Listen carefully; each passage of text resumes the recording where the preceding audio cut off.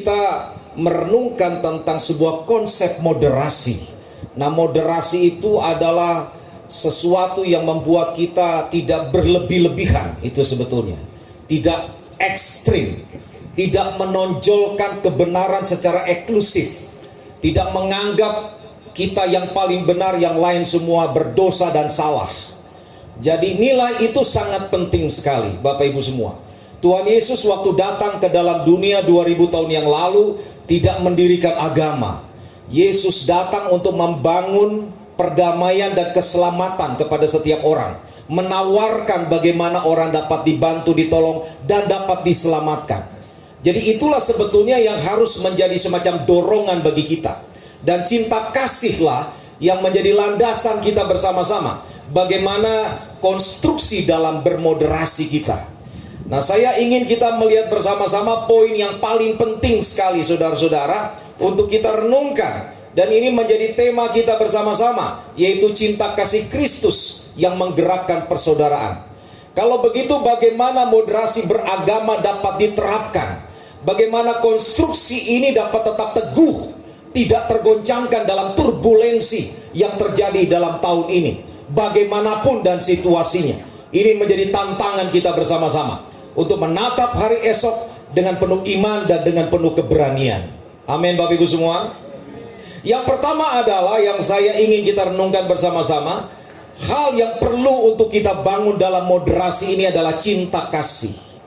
Di sini kita lihat temanya adalah cinta kasih Kristus yang menggerakkan persaudaraan. Cinta kasih itu adalah kekuatan, bukan kelemahan. Ada banyak orang beranggapan, oh karena saya mencintai, saya jadi lebih mengalah. Saya menjadi orang yang kelihatannya mundur. Saya menjadi orang yang tidak kompetitif. Salah. Cinta kasih adalah kekuatan, adalah sebuah power yang didemonstrasikan oleh Kristus untuk memenangkan dunia. Yesus menaklukkan dunia dengan cinta kasih yang ditawarkan. Ada seorang pejuang, pemimpin yang luar biasa dalam sejarah dunia bernama Alexander Agung, Alexander the Great. 3/4 seluruh dunia sudah ditaklukkan oleh Alexander Agung. Umurnya masih muda waktu dia meninggal. Sebelum dia meninggal, di tendanya dia menulis sebuah pesan yang sangat penting bagi dunia. Pesannya begini, Bapak Ibu semua: aku Alexander Agung sudah menaklukkan dunia dengan pedang, darah, dan kekerasan. Tapi ada satu pribadi yang bernama Yesus yang mengalahkan dunia dengan hidupnya dan kasihnya. Dan hari ini ada ribuan orang yang berani mati demi Yesus yang mereka kasih itu. Coba kita lihat bagaimana ini menjadi sebuah penentu dalam sebuah perjuangan. Ini yang menginspirasi tokoh-tokoh sejarah terbesar.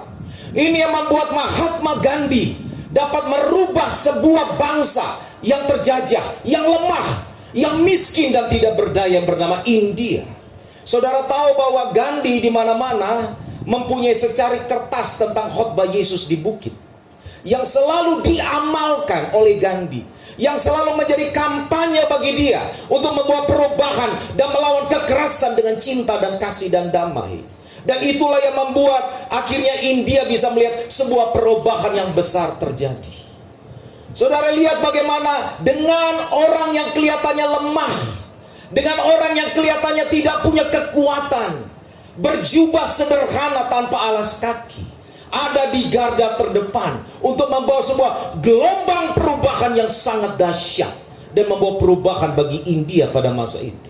Siapa yang bermimpi hanya oleh khotbah di bukit yang dapat diaplikasikan oleh seorang Hindu, tetapi terpatri dalam dirinya, menjadi daging dan darah dalam dirinya.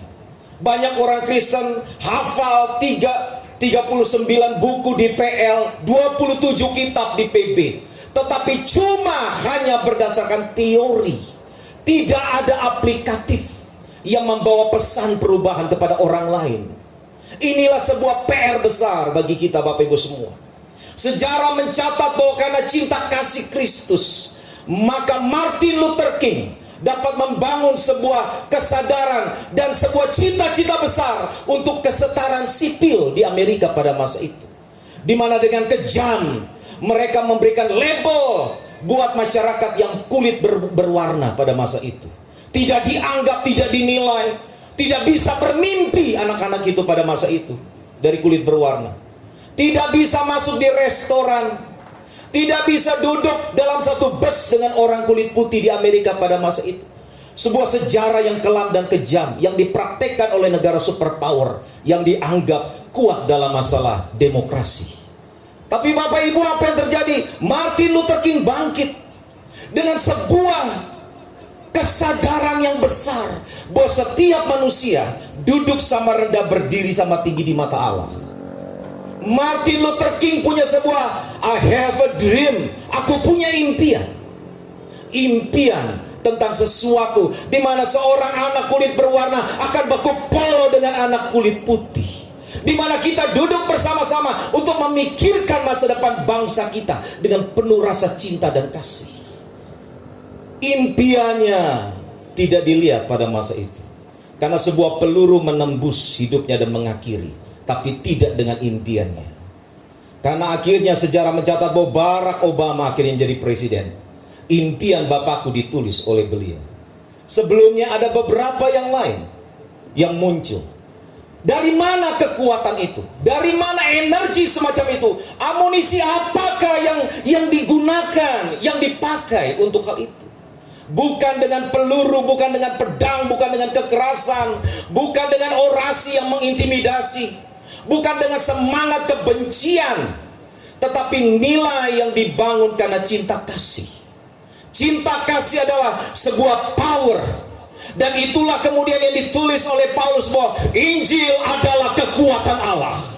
Karena Injil adalah kabar baik. Is a good news, kabar baik. Dunia sekarang senang dengan kabar buruk. Coba lihat keluarga-keluarga senang cuma dengar siapa lagi yang mau cerai hari ini, siapa lagi yang berantakan, siapa lagi nanti yang kawin lagi. A bad news is a good news. Kabar buruk adalah kabar baik.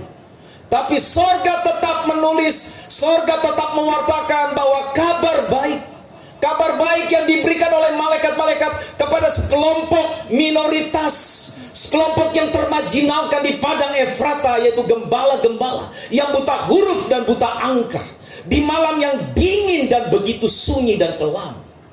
Malaikat makhluk surgawi datang dan memberitakan sebuah kabar kesukaan. Kenapa kabar ini pertama-tama diberikan kepada sebuah entitas yang sebetulnya tidak dianggap oleh masyarakat? Gembala-gembala, sebuah pekerjaan kasar pada masa itu. Tetapi ternyata itu yang diberikan karena itu adalah kabar baik. Dengarkan baik-baik Bapak Ibu semua. Hanya orang sakit yang butuh dokter. Hanya orang lapar kalau diberikan makan, dia makan dengan sepenuh hati. Coba kalau saudara undang orang yang sudah kenyang, ajak dia, biar kitong kasih dia makan enak-enak lah, bistik lah, fuyung hai lah, capcay lah, hai-hai yang lain lah itu. Dia tak peduli. Kenapa? Karena dia so kenyang. Tapi kalau kasih kepada orang makan dipuji dulu tuh sapu rata, bersih. Jadi gembala-gembala waktu dengar kabar itu, mereka menemukan diri mereka dalam posisi yang sesuai untuk menerima kabar itu. Karena mereka adalah orang-orang yang butuh kabar baik. Sampai sekarang dunia butuh kabar baik, Bapak Ibu semua.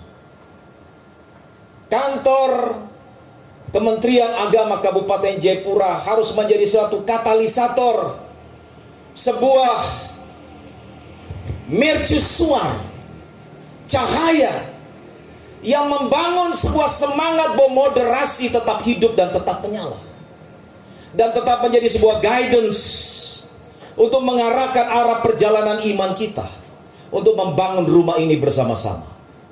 Amin Bapak Ibu semua. Amin.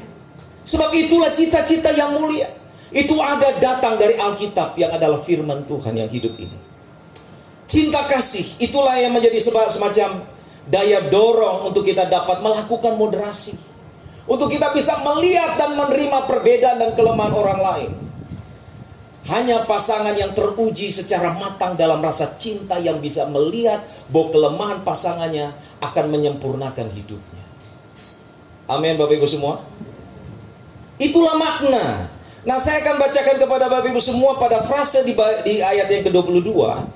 Ayat yang ke-22 dikatakan begini, sehingga kamu dapat mengamalkan kasih persaudaraan yang tulus ikhlas. Coba saudara garis bawahi, persaudaraan yang tulus ikhlas.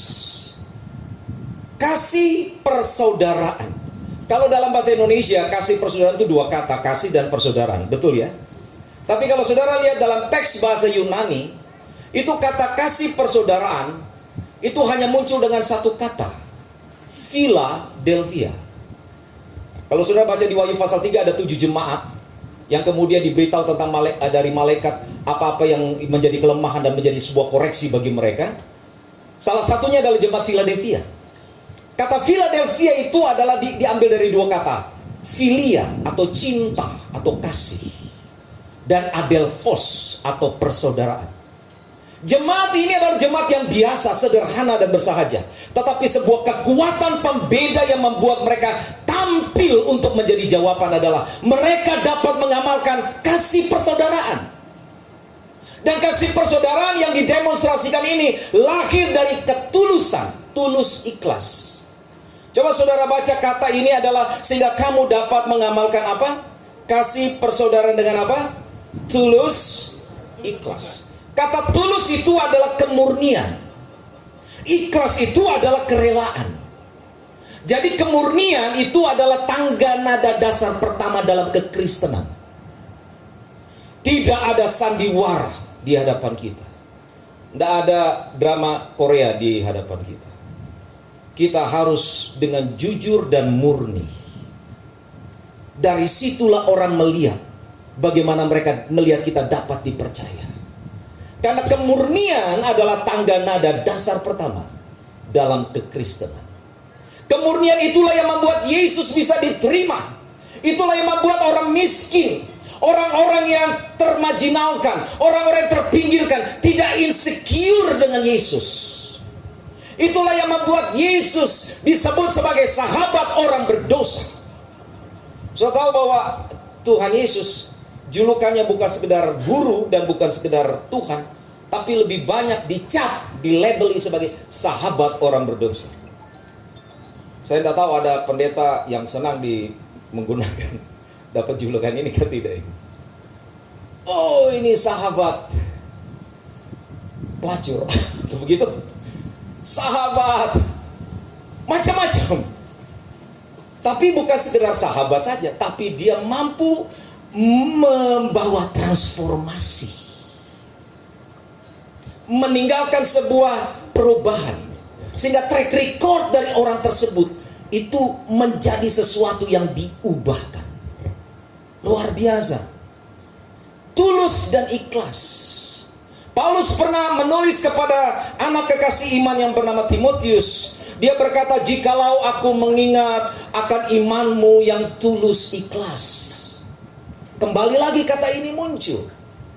Jadi moderasi tanpa ketulusan dan tanpa keikhlasan adalah sebuah narasi sia-sia yang tidak pernah menghasilkan perubahan. Itu cuma sekedar penampilan luar saja. Itu cuma casingnya saja. Kita tidak menawarkan substansinya. Kita cuma kelihatan gagah-gagah saja supaya kelihatan tidak ketinggalan zaman. Supaya kita jangan kelihatan seperti orang bodoh-bodoh kah? Atau begitulah. Jadi supaya kita kalau bicara ada di bahasa-bahasa akademis lah begitu. So ini sesuatu yang salah. Inilah yang harus kita pikirkan bersama-sama. Renungkan lalu lakukan ini dengan penuh keberanian.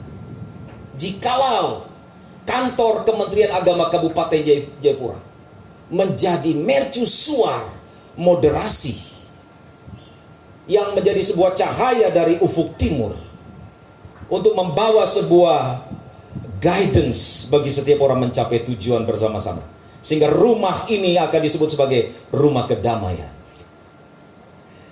Amin. Yang kedua adalah, saya cepat saja, kenapa kita harus mengkonstruksi moderasi ini? Kenapa ini menjadi poin yang penting? Kenapa ini menjadi sebuah nilai dari tema kekristenan kita bersama? Karena Yang kedua yang saya catat dalam renungan, dalam hal yang saya renungkan adalah karena setiap orang adalah gambarnya Allah. Saya ulangi lagi. Karena setiap orang adalah gambar Allah, imago Dei, imago Christo. Dalam Kejadian 1 ayat yang ke-27, Kejadian 1 ayat 27, bolehkah saya baca ini buat saudara? Kejadian 1 ayat yang ke-27, sebuah komentar Allah yang sungguh luar biasa. Dan ini menjadi semacam landasan bagi kita untuk tinggal landas melihat sebuah perubahan yang kita mau capai bersama-sama. Ayat 27 dikatakan, maka Allah menciptakan manusia itu, perhatikan, menurut gambarnya. Menurut gambar Allah diciptakannya dia, laki-laki dan perempuan. Waktu Tuhan menciptakan laki-laki, dia tidak menciptakan laki-laki, titik. Tetapi Alkitab dari narasi teks yang sama berkata bahwa laki-laki dan perempuan. Kata dan itu adalah sesuatu yang sama dengan yang sebelum dan setelahnya. Jadi laki-laki dan perempuan di mata Allah sama, gambar Allah. Amin. Sehingga kita bisa melihat bahwa kekuatan perempuan juga dapat diakomodir untuk membangun nilai yang lebih baik bersama-sama.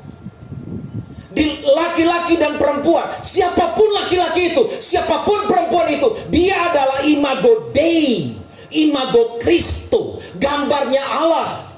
Kita nggak bisa melihat dari latar belakangnya, kita nggak boleh melihat dari sukunya, kita nggak bisa melihat dari berbagai macam mungkin faktor-faktor yang lain. Tetapi yang kita lihat, setiap orang adalah gambarnya Allah. Dan karena dia gambarnya Allah, maka dia adalah strategis di matanya Allah. Dan tidak ada boleh satu nyawa hilang di bumi cendrawasih ini. Karena dia adalah imago Dei. Dia adalah gambarnya Allah.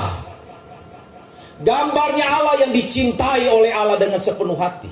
Dan waktu Allah menciptakan manusia, dia mengerjakan itu bukan cuma menghembuskan nafas, tetapi mengerjakan dengan tangannya.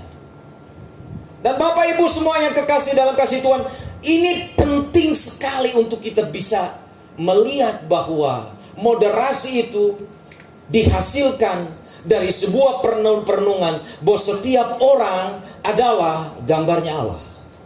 Dan karena semua orang adalah gambarnya Allah, apapun latar belakangnya, apapun pilihan keyakinannya, apapun dan bagaimanapun bentuknya, dia adalah gambarnya Allah. Kita harus setuju untuk hal ini. Sebelum kita berangkat dengan sebuah tema yang kita mau pikul ini bersama-sama. Dan kita mau apa nih? Hadapi bersama-sama. Hadapi bersama-sama. Kalau orang Minahasa bilang hadapi bersama-sama itu artinya adalah sarunta waya. Hadapi sama-sama. Nanti ada orang sama-sama. Kita pikul barang ini sama-sama. Risikonya bagaimana? Tanggung sama-sama. Yang ragu mundur. Begitu. Ini bukan mau gaya-gayaan. Kalau kantor Kementerian Agama Kabupaten Jayapura sudah pasang barang ini sudah menjadi semacam baliho kemanusiaan yang menjadi semacam sebuah konstruksi untuk melihat nilai yang dahsyat dan bermanfaat dapat dicapai di Kabupaten Jayapura. Karena dia adalah gambarnya Allah. Saya tertarik dengan sebuah pertanyaan dari seorang yang mencoba Yesus, seorang ahli Taurat. Dia pernah menanyakan Yesus begini, kalau begitu siapakah sesamamu manusia itu? Karena kenapa? Karena pertanyaannya dia dapat ditangkis oleh Yesus tentang mengasihi dengan segenap hati, segenap jiwa, segenap pikiran. Lalu kemudian orang itu dia meneruskan karena dia mungkin tidak mau kalah telak dengan Yesus. Lalu dia berkata, kalau begitu siapakah sesamamu manusia itu? Dalam Lukas 10 ayat yang ke-30, saya akan memberikan kronologinya kepada Bapak Ibu semua. Yesus memberikan kepada si penanya ini sebuah cerita. Dimulai dari sebuah cerita. Behind the scene. Dimulai dari sebuah cerita. Siapakah sesamamu manusia itu? Siapakah yang membuat kita tidak dilihat dari jubah yang kita gunakan? Dari penampilan dan dengan apa kita datang ke sini? Siapakah itu? Yesus memberikan sebuah tawaran yang merevolusi pemikiran manusia pada masa itu. Ditanya oleh seorang yang begitu tinggi dalam ilmu agama. Ini guru agama yang nanya loh. Saudara tahu Yesus punya cerita apa? Cerita yang dahsyat. Lukas 10 ayat 30 bercerita begini. Yesus sendiri yang ngomong. Ini muncul dari bibir mulutnya Yesus. Yesus berkata begini.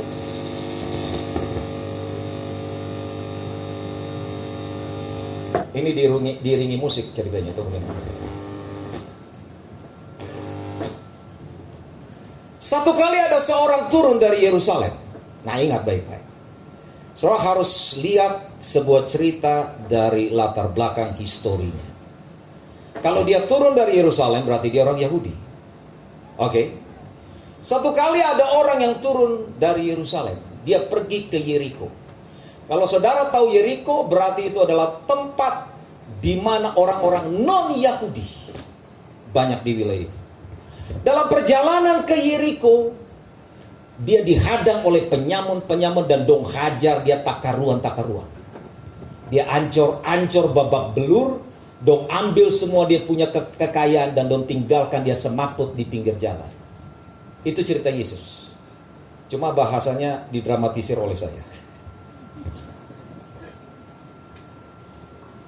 Setelah beberapa lama, ini laki-laki malang tergeletak itu, ada seorang imam. Perhatikan, semua figur yang Yesus tampilkan bukan kebetulan. Semuanya itu adalah sebuah pesan yang perlu untuk direnungkan. Kenapa Yesus nggak ngomong seorang pemungut cukai? Kenapa dia ngomong imam? Imam adalah orang yang paling disegani. Orang yang mengerti secara ortodoksi dan ortopraksis dalam sebuah beragama. Tapi Yesus ngomong bahwa ada seorang imam. Wow. Imam ini lewat di jalan di mana laki-laki malang tergeletak semaput itu babak belur. Dan saudara tahu cerita ini? Imam melewati laki-laki itu yang tergeletak itu. How come?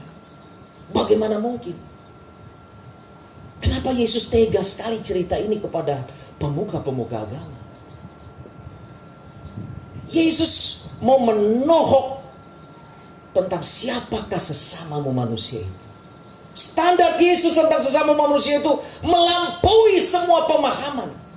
Dan saudara tahu imam itu cuma lewat. Cerita ini tidak berhenti. Tidak berapa lama kemudian datang orang Lewi. Siapa orang Lewi? Para pelayan-pelayan di bait Allah, penyanyi, pemuji, para pekerja, mereka yang senantiasa mengundang orang masuk ke bait Allah, mereka yang melakukan semua agenda-agenda keagamaan. Dan dahsyat, aneh, luar biasa, ajaib. Si Lewi ini jelas-jelas dia lihat laki-laki tergeletak tak berdaya, babak belur dihajar oleh penyamun semaput, tetapi dia melewati laki-laki itu. So bisa bayangkan bahwa jaraknya itu tidak terlalu jauh. Ini laki-laki, ini si Lewi. Jalan itu begitu sempit pada masa itu. Dan dia harus melewati dengan jarak yang dekat. Ini adalah sebuah cerita yang sangat menyentuh nilai kemanusiaan. Tapi sayang sekali, Lewi itu melewati. Dan tiba-tiba ada seorang yang berasal dari Samaria, dia turun mau ke Yerusalem. Jadi dong berlawanan arah. Ajaib si Samaria ini. Kalau saudara belajar sejarah, Samaria dengan orang Yahudi itu baku hantam. Itu kucing sama anjing. Dong baku-baku kejar, baku-baku lempar batu, saling baku-baku maki. Dong kalau ketemu mereka merasa seperti siapa yang najis, siapa yang kudus, siapa yang benar, siapa yang tidak benar. Orang Samaria menganggap bahwa orang Yahudi itu bukan manusia. Orang Yahudi melihat melihat Samaria itu bukan manusia.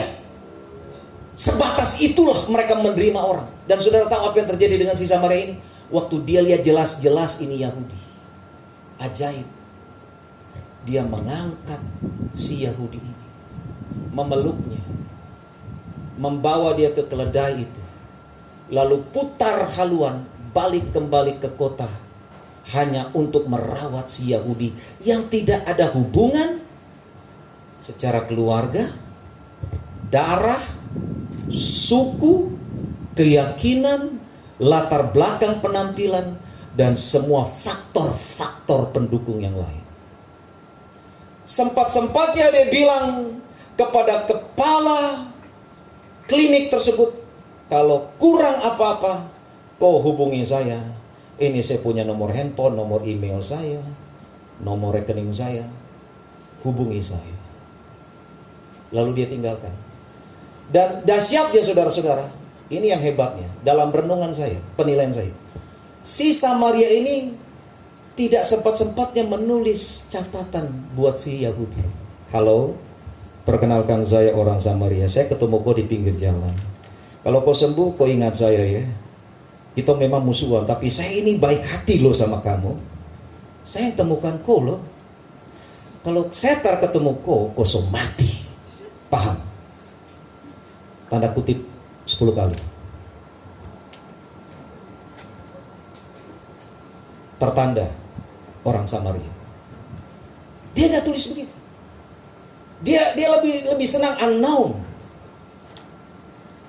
Waktu si Yahudi ini sadar, dia sembuh, dia tanya siapa? Tidak ada yang tahu.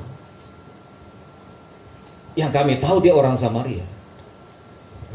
Lalu Yesus mengakhiri cerita ini, terus dia bertanya kepada orang yang bertanya, menurut kamu siapakah sesama manusia itu?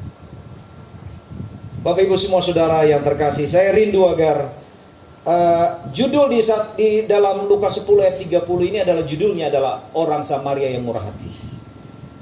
Saya rindu agar ini bisa jadi judul kita, orang Jayapura yang murah hati. Amin.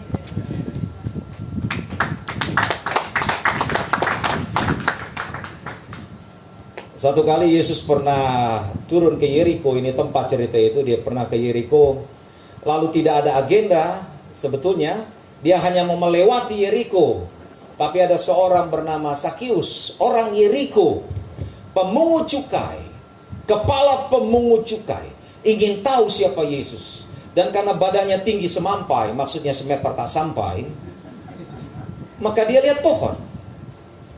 Orang-orang yang tinggi semampai mungkin kreatif gitu, jadi mereka lihat, wah ada sesuatu yang dipakai, digunakan, yang penting halal, lakukan itu. Jadi kemudian dia naik ke atas pohon. Wah, saudara, ini kepala kantor pajak. Saudara pernah lihat kakanwil agama naik di atas pohon? Tidak.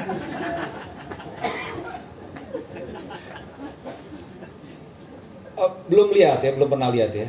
Saya juga belum pernah lihat. Kalau saudara suruh saya naik ke atas pohon, saya bisa, tapi dia punya turun itu perjuangan. Jadi waktu Sakius naik ke atas pohon, Yesus ada di bawahnya, lalu tiba-tiba Yesus panggil nama dia. Yesus bilang, "Hei Sakius." Wow, Sakius kaget, namanya disebut, namaku disebut. Dia belum berkenalan dengan Yesus. Yesus dia berapa pegang dia tangan, tapi Yesus menyebut nama Sakius. Tahu saudara, orang yang paling jahat waktu namanya disebut, dia merasa itu adalah sebuah suara yang paling indah. Namaku disebut. Lalu Yesus berkata, "Hei Sakius, ayo turun, saya mau ke rumah kamu." Haleluya. Tidak ada di jadwalnya Yesus. Oh, kalau hari itu Yesus punya ajudan, punya protokol, dong kaget. Waduh, ini bagaimana ini? Ini kepala pemungut cukai. Nanti kalau kita dilabeli sepaham lagi, sebarisan lagi, satu blok lagi dan dia. Nanti orang curiga, jangan-jangan ini hasil daripada dibagi-bagi ke kita lagi. Bagaimana? Tapi perhatikan, Yesus tidak takut disalah mengerti. Moderasi tidak pernah takut dihakimi dan disalah mengerti. Moderasi berdiri di atas segala perbedaan untuk membangun sebuah jembatan, mencapai tujuan bersama-sama. Itulah misi kita, saudara-saudara. Itulah ketulusan, keikhlasan yang akan diuji oleh umat, oleh setiap orang, untuk melihat kadar kedalaman, Moderasi yang kita yakini dan kita percayai, apakah itu sudah mendaging dan mendarah dalam diri kita atau tidak? Nah, saudara tahu Yesus turun, lalu kemudian perhatikan, moderasi.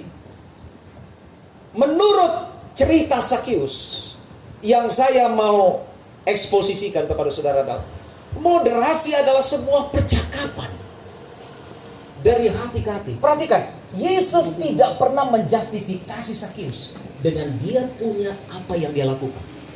Yesus ngomong apa aja. Yesus gak berkata, ngomong-ngomong by the way Sakeus, kok pemungut cukai ya? Kok baca dulu tuh Imamat pasal 10, kok kurang ajar, kok harus bertobat. Kalau mati kok nanti masuk neraka. Nah, orang yang punya prinsip moderasi tidak pernah berkata begini, kau masuk neraka, ini masuk surga. Macam dia saja yang penguasa surga dan penguasa neraka. Tidak ada begitu. Orang yang bermoderasi tidak pernah membuat sebuah daftar, ini yang masuk surga, ini masuk neraka. Tidak ada. Saudara lihat bahwa Yesus berkomunikasi dari hati kepada Sakeus. Dan apa yang terjadi? Sakeus berubah. Yang lama berlalu, yang baru sudah datang. Tiba-tiba dia menjadi orang yang pemurah. Dia mengembalikan apa yang sudah dia ambil. Wow. Tadinya Sakeus orang paling pelit sedunia. Pelit kikir itu kalau bahasa Ibraninya adalah koncudu. Koncudu, bahasa Ibraninya. Koncudu itu adalah skakar nenek moyang artinya. Dia berubah. Yang lama berlalu, yang baru sudah datang. Saya ingat cerita ini, saudara-saudara. Ada seorang ibu guru sekolah minggu terlalu semangat cerita tentang Sakeus. Ibu guru sekolah minggu ini. Sampai dia cerita begini, waktu saya di Gemim gereja masih Injil Minasa di Tondano, di Gemim Sentrum. Ini kakak Albert Yoko pasti sudah injak ke Tondano. Itu Enci, ibu guru sekolah minggu, tong panggil Enci.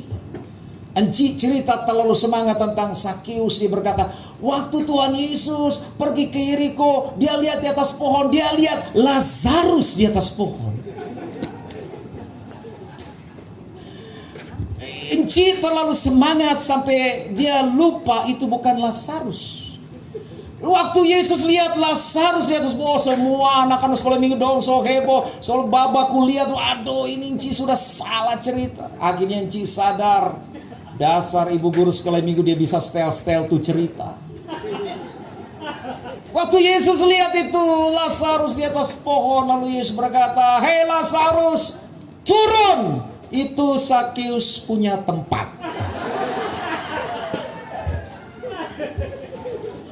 Ya sudah, yang penting dia ending cerita yang benar. Yang ketiga saudara, yang menjadi pemikiran kita dan renungan kita, yang terakhir. Yang terakhir, poin ini yang saya mau bagikan. Saya kalau di gereja, kalau saya bilang yang terakhir, dong senang sekali. Dong sudah Pak Pendeta semua kelar ini cerita ini. Jadi hari itu yang sudah 5 watt dia pun mata, kalau saya bilang yang terakhir dong pun mata langsung menyala, langsung dilolo semua. Yang terakhir adalah 1 Petrus pasal 2 ayat 12. Saya akan bacakan kepada saudara. 1 Petrus pasal 2 ayatnya yang ke-14. Yang terakhir. Demikian firman Tuhan. 1 Petrus pasal yang kedua ayatnya yang ke-12. Milikilah cara hidup yang baik di tengah-tengah bangsa-bangsa bukan Yahudi, supaya apabila mereka memfitnah kamu sebagai orang durjana, mereka dapat melihatnya dari perbuatan-perbuatanmu yang baik dan memuliakan Allah pada hari Ia melawat mereka. So, pesan daripada Petrus kepada jemaat, orang-orang pendatang, orang Kristen non-Yahudi di situ adalah milikilah cara hidup yang baik. Jadi bagaimana moderasi ini bisa dilihat dari sebuah konstruksi yang benar. Yang ketiga, poin yang saya mau ambil untuk menjadi renungan kita adalah cara hidup yang baik. Kenapa cara hidup yang baik penting? Karena cara hidup yang baik menurut Rasul Petrus adalah sebuah upaya untuk dapat membuat kita bisa diterima, dan supaya apabila mereka memfitnah kamu sebagai orang durjana, mereka dapat melihat perbuatan-perbuatanmu yang baik, sehingga tidak ada fitnah yang ditujukan kepada kita yang punya perbuatan yang baik. Sekali lagi, bahwa nilai kita dibangun di atas dua, yaitu ortodoksi, yaitu ajaran yang benar, tapi jangan lupa ortopraksis, kelakuan-kelakuan dan cara-cara yang baik. Sehingga cara-cara yang baik ini akan menjadi sebuah tawaran bagaimana sebuah gaya hidup yang bisa diteladani dan sebuah nilai yang dapat dipanuti. Dan itulah yang membuat sebuah kesaksian dapat berjalan dengan efektif, sehingga tidak ada fitnah yang ditujukan bagi orang yang melakukan. Saya berdoa agar apa yang menjadi renungan kita pada hari ini akan menjadi daya dorong bagi kita untuk terus melakukan yang paling baik. Kiranya Tuhan menolong semua saudara-saudara yang hadir di tempat ini. Walaupun sebagian besar saudara memakai masker, tapi saya percaya di balik masker saudara ada senyum yang terbaik yang dapat dilihat. Dan saya bertemu dengan orang-orang yang menjadi kaki tangan, orang-orang yang mengkampanyekan moderasi untuk dapat tercapai di Kabupaten Jayapura ini. Amin Bapak Ibu semua. Saya melihat orang-orang yang pasti masuk surga. Haleluya. Yang mau ke surga angkat tangan. Oke, baik, selamat jalan kalau demikian. Kita berdoa. Terima kasih Tuhan Yesus, kami bersyukur buat kebenaran-Mu hari ini. Hari ini yang lemah menjadi kuat kembali, yang sakit Tuhan sembuhkan, yang mengalami kesesakan Allah ganti dengan kelegaan. Biarlah kami menjadi agen-agen perubahan yang membawa kedamaian, membawa perubahan dan pembeda. Sehingga dalam hidup kami orang dapat melihat cerita tentang Tuhan Yesus yang mengasihi setiap orang. Di dalam nama Tuhan Yesus kami berdoa. Haleluya.